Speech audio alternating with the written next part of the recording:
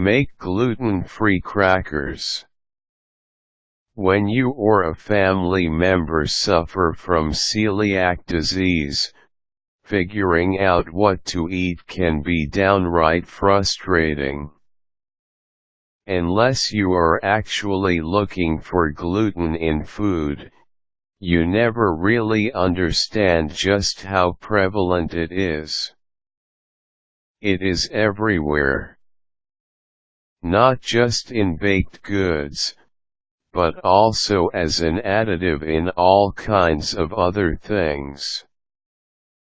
Who would guess that wheat byproducts can be found in baking powder, for example? But it's true. If you are serious about going gluten-free, you really need to start checking labels diligently. You should also get a handle on understanding what makes an item gluten-free and start playing around with different recipes. For this example, we are going to be talking about making gluten-free crackers. It's not hard to make gluten-free crackers if you can determine what grains to substitute. Of course, you are already aware that wheat is bad news.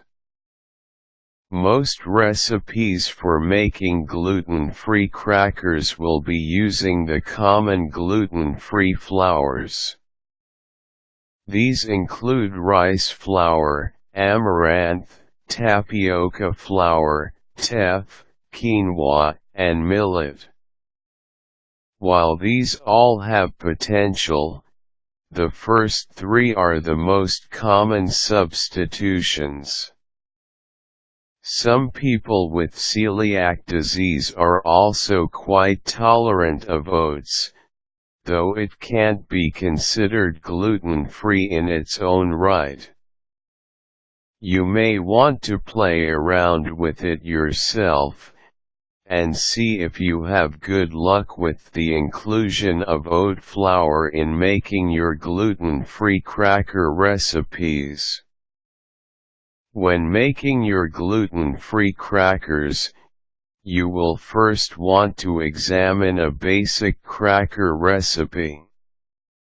Most recipes will call for a flour, white or wheat flour in the original, a leavener, eggs, baking powder or baking soda, salt, and some type of fat, usually oil or butter.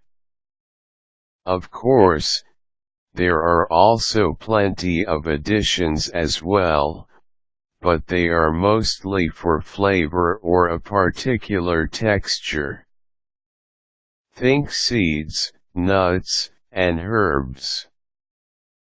When making your gluten-free crackers, make sure that all parts of your ingredient list are gluten-free in their own right.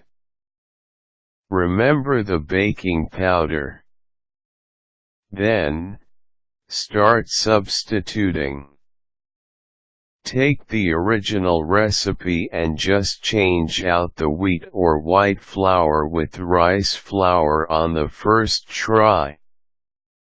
If you don't get good results, add a bit of tapioca flour or use amaranth and see if it changes the outcome.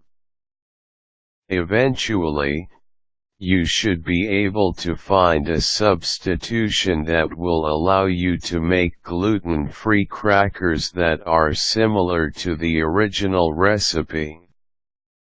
Also, make sure that you are monitoring the gluten-free crackers as they bake. Changing the flour type may also change baking times, so be sure to not over or undercook your experiments.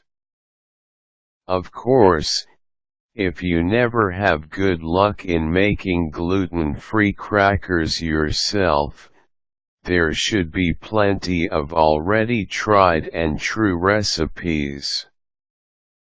Whether you're looking for cake or are trying to specifically make gluten-free crackers, you can find someone who has played around with the process. Or, barring that, it's simple to take your favorite recipes and modify them yourself.